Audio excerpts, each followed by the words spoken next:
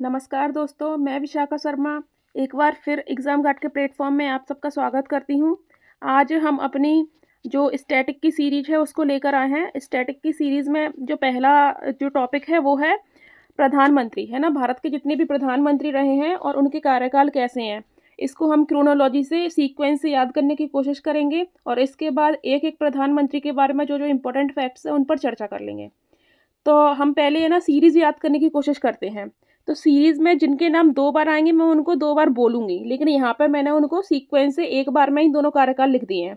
तो वो चीज़ आप समझ के चलेंगे, ठीक है? सबसे पहले है नेहरू। तो नेहरू जी ने आनंद किए, देन शास्त्री जी ने भी आनंद किए, ठीक है? तो इससे हो गया पंडित जवाहरलाल नेहरू, देन गुलज़ारी लाल नंदा, फिर लाल बहादुर शास्त्री, फिर गुलज़ारी लाल नंदा, ठीक है? नेहरू जी ने आनंद किए, शास्त्री जी ने आनंद किए, फिर जो इंदिरा जी हैं वो इंदिरा मोर जैसे चरणों से पार्लियामेंट में आई। तो इससे कितना कवर करते हैं?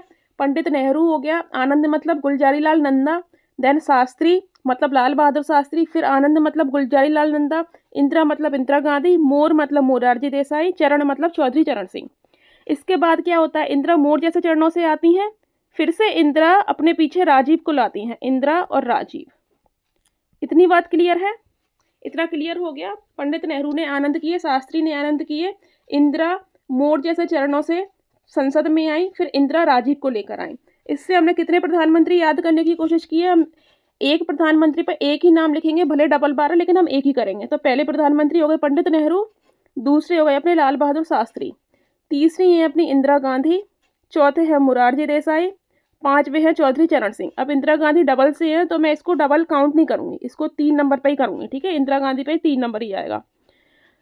5 के बाद छठवें प्रधानमंत्री अपने आ गए राजीव, है ना? राजीव गांधी।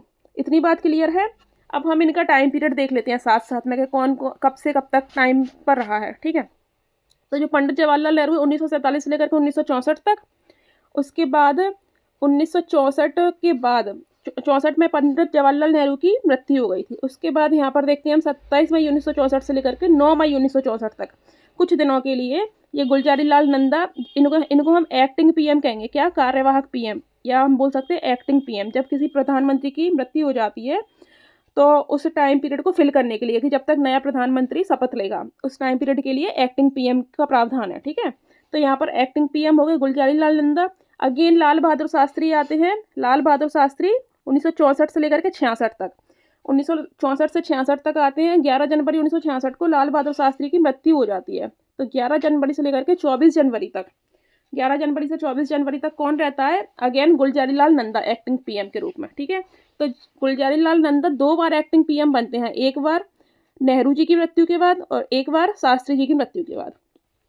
उसके बाद फिर हम जाते हैं इंदिरा गांधी। तो इंदिरा गांधी लगातार 1966 से लेकर 77 तक पीएम रहती हैं शास्त्री जी के बाद। देन इंदिरा गांधी 80 से लेकर के 84 तक फिर से पीएम रहती हैं, ठीक है? अब हम इसके आगे की कहानी देखते हैं। हमने कैसे पढ़ा था? पंडित नेहरू ने आनंद किए, शास्त्री जी ने भी आनंद किए, इंदिरा मोर जैसे चरणों से संसद में आई, इंदिरा राजीव को पीछे से लाई। राजीव के बाद हम देखेंगे वीपी सिंह, बीपी चंद नर,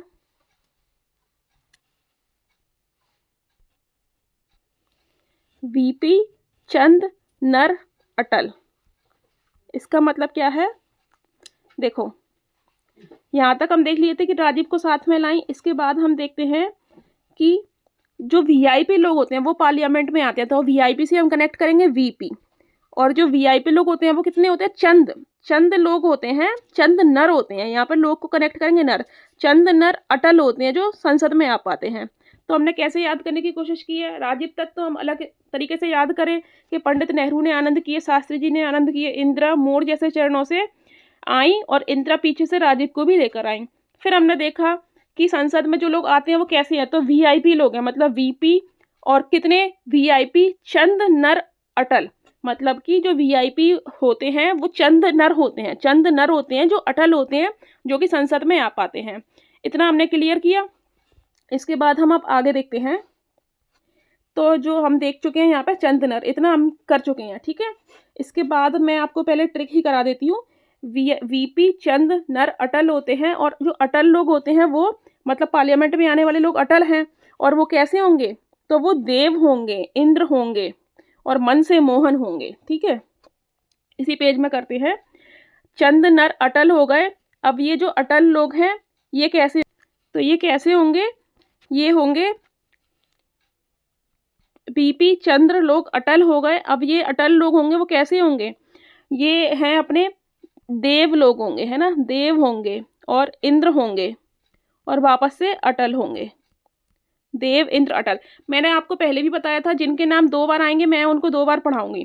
तो वीपी वीआईपी लोग होंगे, वीआईपी चंद नर अटल होंगे जो संसद में आ पाएंगे। और ये अटल लोग देव होंगे, इंद्र होंगे और अटल तो होंगे ही, देव इंद्र अटल। इसके बाद फिर अटल बिहारी वाजपेयी जी के बाद तो आपको पता है ये मन से कैसे होंगे? मन से मोहन होंगे। ठीक है, मन से मोहन होंगे, मतलब मनमोहन सिंह। और उसके बाद नरेंद्र मोदी जी, ये दोनों इसके बाद आपको पता है। तो इस तरह से हमने अगर सीक्वेंस वाइज बात करें तो 11वें नंबर के हो गए देवगौड़ा, 12वें नंबर के कौन हो गए अपने इंद्र कुमार गुजराल, 13वें नंबर के हो गए मनमोहन सिंह और 14वें नंबर के हो गए नरेंद्र मोदी। तो हमने जो चौथा पीएम है उसको याद करने की कोशिश की है। एक बार मैं फिर से बोलकर बता देती हूँ आपको कि पंडित नेहरू ने आनंद किए, शास्त्री जी ने आनंद किए, इंदिरा मोर जैसे चरणों से संसद में आई, फिर इंदिरा राजीव को भी लेकर आई। उसके बाद जो संसद में आने वाले जो नर हैं वो कैसे हैं? तो संसद में आने वाले वीआईपी चंद नर जो अटल हैं, वीआईपी मतलब बीपी सिंह, चंद नर अटल हैं। और ये अटल लोग देव हैं, इंद्र हैं और अटल हैं। देव हैं, इंद्र हैं, अटल हैं। देवगौड़ा, इंद्र कुमार गुजराल, अटल बिहारी वाजपेयी। और मन से मोहन है और मोदी। ठीक है, इस तरह से हमने ये जो सीरीज है उसको याद करने की कोशिश की। एक बार हम इनका टाइम पीरियड देख लेते हैं। मोरारजी देसाई का टाइम पीरियड है 1977 से लेकर के 1979 तक। यहाँ पर जो इंदिरा गांधी थी 1977 है जी एक्चुअली, है ना, 1977 से लेकर के 1979। इंदिरा गांधी के बाद मोरारजी देसाई, मैंने आपको बताया था मोर जैसे चरण से। तो मोरारजी देसाई ये पहले गैर कांग्रेसी प्रधानमंत्री हैं, ये हम आगे डिस्कस करेंगे डिटेल में। इसके बाद आते हैं चौधरी चरण सिंह। चौधरी चरण सिंह 1 साल के लिए आते हैं 79 से लेकर के 80 तक। अब ये क्या होता है, ये जनता पार्टी के होते हैं, है ना। अब यहाँ पे इन दोनों में ही द्वंद्व हो जाता है। इसके बाद ये कुछ ये मतलब इसके बाद इनको प्रधानमंत्री बनना होता है तो ये आ जाते हैं, ये 1 साल ही रह पाते हैं। उसके बाद फिर से राजीव गांधी आ जाते हैं। राजीव गांधी कब है? उसके बाद हमने देखा था कि जो 80 से 84 तक का टाइम है, 80 से 84 यहाँ पे इंदिरा गांधी आती हैं, इंदिरा गांधी। ठीक है, क्योंकि ये ना जो जनता पार्टी के जो प्रधानमंत्री आए थे ये 2-2 साल के लिए, 1-1 साल के लिए, तो ठीक ढंग से चल नहीं पा रही थी सरकार। इसके बाद इंदिरा गांधी आई और चौधरी चरण सिंह के समय तो अविश्वास प्रस्ताव भी पारित हो गया था, ये हम आगे डिस्कस करेंगे। इसके बाद राजीव गांधी आते हैं। इंदिरा गांधी आएंगी 80 से 84 तक। इंदिरा गांधी की हत्या कर दी गई थी 1984 में। उसके बाद राजीव गांधी आते हैं 84 से लेकर के 89 तक। फिर वही आता है 1-1 साल के लिए पीएम बनते हैं। वीपी सिंह आते हैं 89 से 90 तक।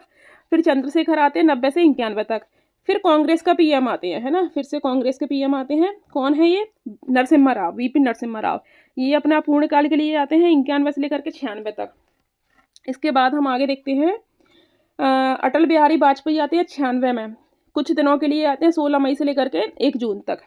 उसके बाद जो अटल बिहारी वाजपेयी 98 से आते हैं 2004 तक के लिए। ये इनका टाइम पीरियड बहुत अच्छा है, इन्होंने बहुत अच्छे अच्छे काम किए इस टाइम में।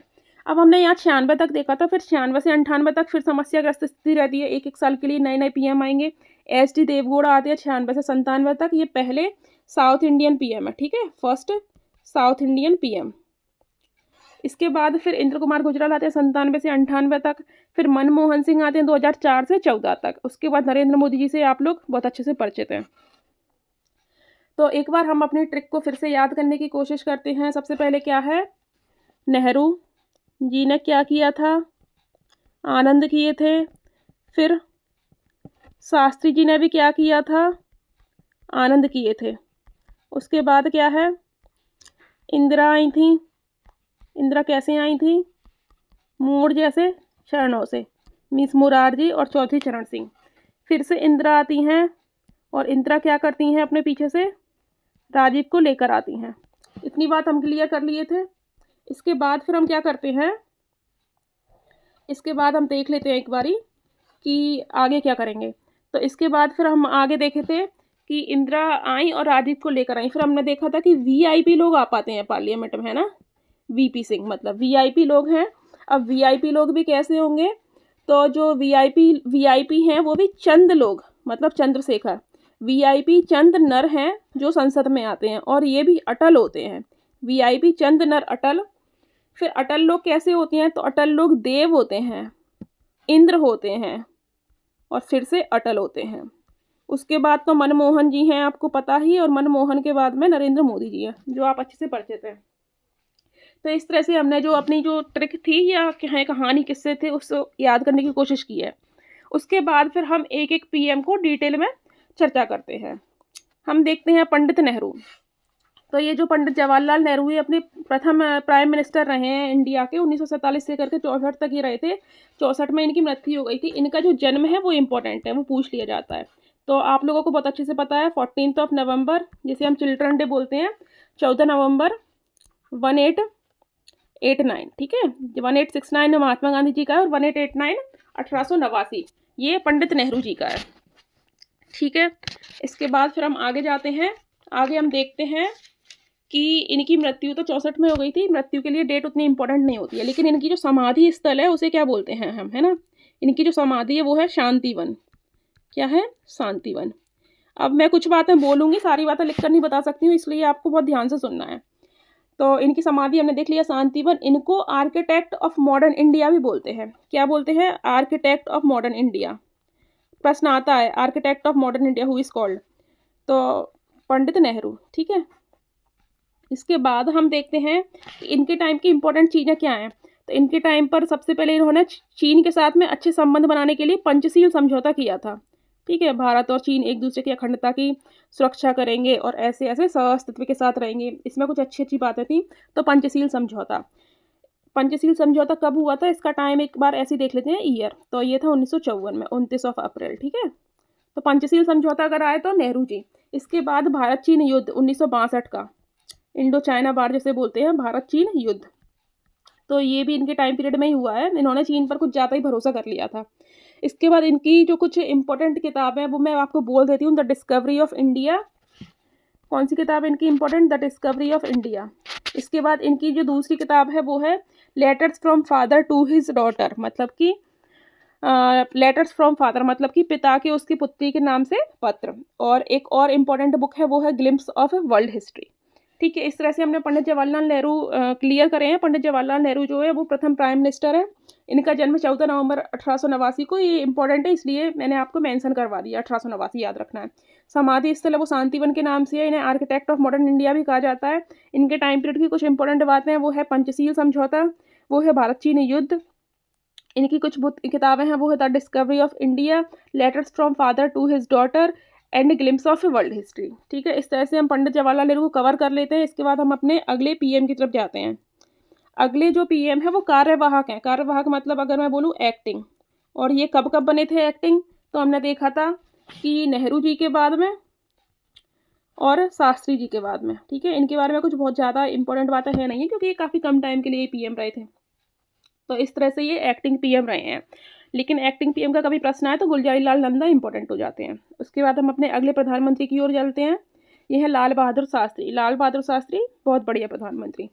तो लाल बहादुर शास्त्री के बारे में हम इंपॉर्टेंट बातें देखते हैं कि सबसे पहले तो इनको जो बोला जाता है वो शांति पुरुष बोला जाता है, ठीक है। ये बहुत कूल एंड काम व्यक्ति थे, इसलिए ना शांति पुरुष के नाम से भी जाना जाता है।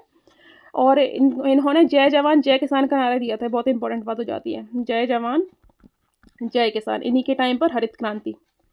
तो ये हो गया अपने लाल बहादुर शास्त्री जी। इनके बारे में जो अन्य महत्वपूर्ण बात है वो है कि इनके समय पे है ना भारत पाकिस्तान युद्ध हुआ था, भारत पाक युद्ध 1965 का। इसके बाद इस युद्ध पर जो समझौता करने के लिए ये ताशकंद गए थे। तो ताशकंद में इनकी मृत्यु हो गई थी। अब वो एग्जैक्ट इनकी जो मृत्यु है वो एक मिस्ट्री बनी हुई है अभी तक, है ना। तो ताशकंद जो समझौता था, याद रखना है, ताशकंद समझौता रूस या ताशकंद के साथ कुछ नहीं था। ताशकंद तो कुछ था ही नहीं वहाँ पे। ये सोवियत संघ रूस का एक पार्ट था उस समय, है ना। तो ये भारत और पाकिस्तान के बीच का एक समझौता होना था, वो था भारत और पाकिस्तान के बीच का समझौता कि भारत और पाकिस्तान एक दूसरे पर आक्रमण नहीं करेंगे, ये सारी पॉलिसीज थी इसमें। तो इनकी ताशकंद में ही मृत्यु हो गई थी, ये इंपॉर्टेंट है। इसलिए प्रश्न आता है कि भारत के बाहर, क्या प्रश्न आता है, भारत के बाहर किस प्रधानमंत्री की मृत्यु हुई? तो भारत के बाहर जो एकमात्र प्रधानमंत्री जिनकी मृत्यु हुई, लाल बहादुर शास्त्री जी। ठीक है, इनका जो है ना समाधि स्थल है वो भी इम्पोर्टेंट है। इनके समाधि स्थल को क्या कहते हैं? इनके समाधि स्थल को कहते हैं विजय घाट। ठीक है, इस तरह से हमने लाल बहादुर शास्त्री जी भी कवर किए हैं। इसके बाद हम अपने अगले पीएम की तरफ जाते हैं, Indira Gandhi. Indira Gandhi means iron lady, सबसे इम्पोर्टेंट बात। ठीक है, बहुत सशक्त प्रधानमंत्री रही हैं। इनके टाइम पीरियड की बहुत सारी चीज़ें जो मतलब कभी भूली नहीं जा सकती हैं, ऐसी हैं। ठीक है, अब हम देखते हैं इंदिरा गांधी। तो सबसे पहले तो फर्स्ट विमेन प्राइम मिनिस्टर, पहली महिला पीएम है ना, तो इंदिरा गांधी। इसके बाद में ये जो इंदिरा गांधी थी उनके टाइम पर इम्पोर्टेंट चीज़ें क्या क्या हुई हैं, तो 1971 में सबसे पहले जो बांग्लादेश का गठन हुआ, बांग्लादेश का गठन। इसके बाद भारत पाक युद्ध 71 के समय। उसके बाद फिर हम देखते हैं इनके टाइम पर आपातकाल, बहुत इंपॉर्टेंट चीज़। आपातकाल की हम एग्जैक्ट डेट याद कर लेते हैं। आपातकाल की जो डेट है वो है 25 जून 1975 तक। ये 25 जून से लेकर के मार्च 1977 तक रही थी। ठीक है, तो आपातकाल जो है इनकी पर्सनैलिटी पर थोड़ा सा नेगेटिव इम्पैक्ट डालता है। इसके बाद इनकी जो और इम्पोर्टेंट चीज़ें हैं, इनका समाधि स्थल जिसे शक्ति स्थल के नाम से जानते हैं, क्या है? शक्ति स्थल। इसके बाद इन्होंने परमाणु परीक्षण किया था 1974 का 18 मई को, है ना, स्माइलिंग बुद्धा। उसका नाम क्या था? स्माइलिंग बुद्धा। तो ये इनके बारे में कुछ बहुत अति महत्वपूर्ण चीज़ें हो जाती हैं जिन्हें हम नज़रअंदाज नहीं कर सकते हैं। एक बार हम फिर से रिकॉल कर लेते हैं सारी बातें कि सबसे पहले तो इन्हें आयरन लेडी के नाम से जानते हैं, फर्स्ट विमेन प्राइम मिनिस्टर है। इसके बाद हम देखते हैं कि 1971 में भारत पाकिस्तान युद्ध हुआ था और वहाँ से बांग्लादेश को इन्होंने अलग करवा दिया था, है ना, मतलब बांग्लादेश का जो गठन है वो इनके टाइम पीरियड में हुआ था। इसके बाद आपातकाल लगाया इन्होंने 25 जून 1975 से लेकर के मार्च 1977 तक। इसके बाद इनके जो समाधि स्थल है उसे हम शक्ति स्थल के नाम से जानते हैं। इनके टाइम में जो परमाणु परीक्षण हुआ था, भारत का प्रथम परमाणु परीक्षण, जिसे स्माइलिंग बुद्धा के नाम से नाम दिया गया था। ठीक है, इस तरह से हमने इंदिरा गांधी को और उनके टाइम पीरियड को कवर किया है। इम्पोर्टेंट बात ये है कि इनकी जो मृत्यु हुई थी वो 1984 में, और इनकी मृत्यु नहीं हुई थी, हत्या कर दी गई थी। ठीक है, और इनकी हत्या के बारे में भी मतलब कि मैं आपको बोलकर बता देती हूँ कि इनकी हत्या इसलिए की गई थी क्योंकि उस टाइम पीरियड में क्या है, खालिस्तान की मांग चल रही थी। जो सिख संप्रदाय के लोग थे वो खालिस्तान बनाना चाहते थे, अपना एक अलग से देश। तो इन्होंने उनको कुचलने के लिए ऑपरेशन ब्लू स्टार चलाया था, और ये इस मुद्दे ने बहुत अधिक सांप्रदायिकता का रूप धारण कर लिया था। तो उसी का जो परिणाम हुआ था कि इनकी हत्या कर दी गई थी। ठीक है, इसके बाद हम अपने अगले पीएम की तरफ चलते हैं। जो अगले पीएम है मोरारजी देसाई। मोरारजी देसाई के बारे में इंपॉर्टेंट बात है, सबसे पहली बात तो सबसे उम्र दराज पीएम। ठीक है, सबसे उम्र दराज पीएम थे, पहले गैर कांग्रेसी। अभी तक हमने देखा था कि कांग्रेस के पीएम बन रहे थे, ये पहले गैर कांग्रेसी पीएम थे। इंपॉर्टेंट बात हो जाती है, प्रश्न यहीं से आता है। उसके बाद तीसरी ये जो बात है वो क्या है, ये जनता पार्टी है ना, जनता पार्टी की सरकार बनाई थी, जनता पार्टी के पीएम थे। तो इनके बारे में इस तरह से ये महत्वपूर्ण बातें हो जाती हैं। इसके बाद हम आगे देखते हैं चौधरी चरण सिंह। चौधरी चरण सिंह का नाम जैसे ही आता है तो एक किसान वाली इमेज दिमाग में बन जाती है, चौधरी चरण सिंह। नेक्स्ट है अपने चौधरी चरण सिंह। जैसा मैंने आपको बताया, चौधरी चरण सिंह का नाम जैसे ही हम सोचते हैं तो एक किसान की छवि निर्मित हो जाती है। इनके बारे में जो महत्वपूर्ण बात है वो है ये यूपी के 2 बार सीएम रहे हैं। ठीक है, यूपी के सीएम रहे हैं 2 बार।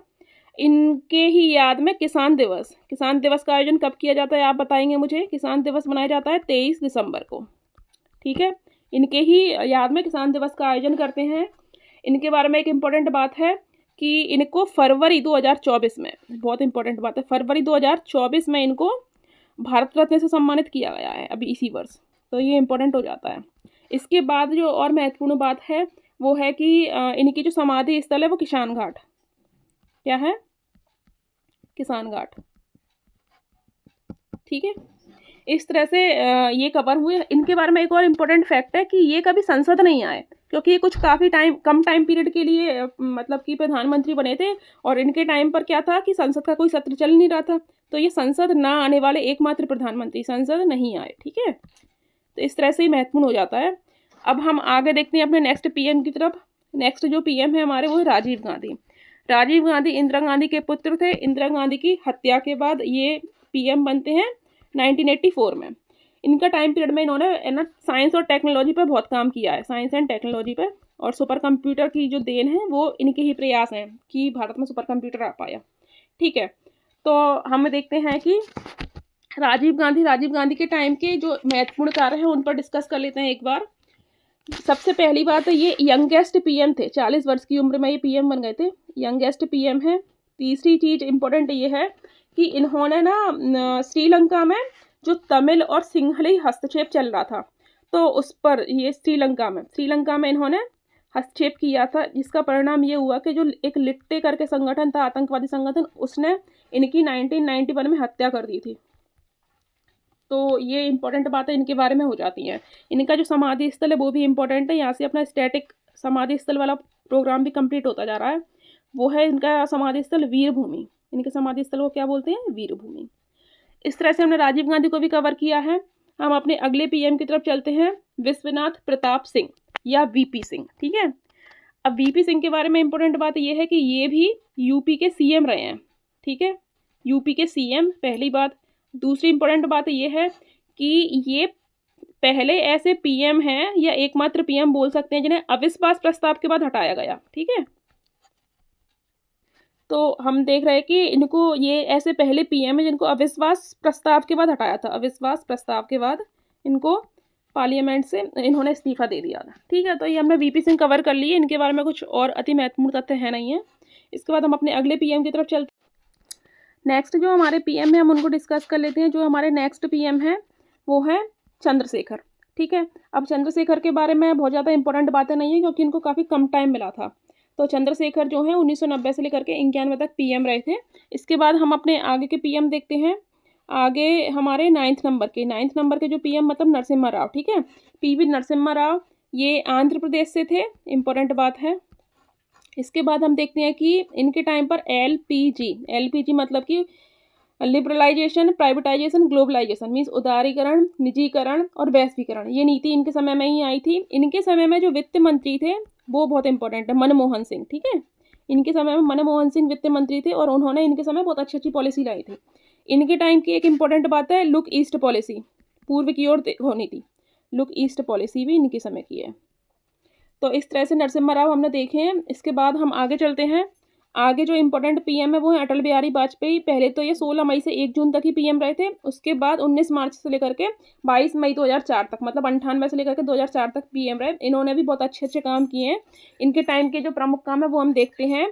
परमाणु परीक्षण किया है सबसे पहले, तो परमाणु परीक्षण जो 1998 का। ठीक है, इसके बाद में फिर क्या है, इनकी जो इम्पोर्टेंट बात है वो है कि इनके टाइम पर ही जो कारगिल वॉर हुआ था 1999 का, वो इसके बाद मतलब इनके टाइम अच्छा नहीं हुआ, कारगिल वॉर हुआ, लेकिन इन्होंने कारगिल वॉर में भारत की तरफ से प्रतिनिधित्व किया, ये अच्छी बात थी। इसके बाद इन्होंने जय जवान जय किसान, जय जवान जय किसान और जय विज्ञान, इसका नारा दिया था। ठीक है, जय जवान जय किसान का नारा किसने दिया था? लाल बहादुर शास्त्री जी ने। और इन्होंने जय किसान जय जवान और जय विज्ञान का नारा दिया था। इसके बाद इनकी जो मतलब कि जयंती के रूप में मनाते हैं सुशासन दिवस। ठीक है, क्या है? सुशासन दिवस इनकी याद में मनाया जाता है 25 दिसंबर को।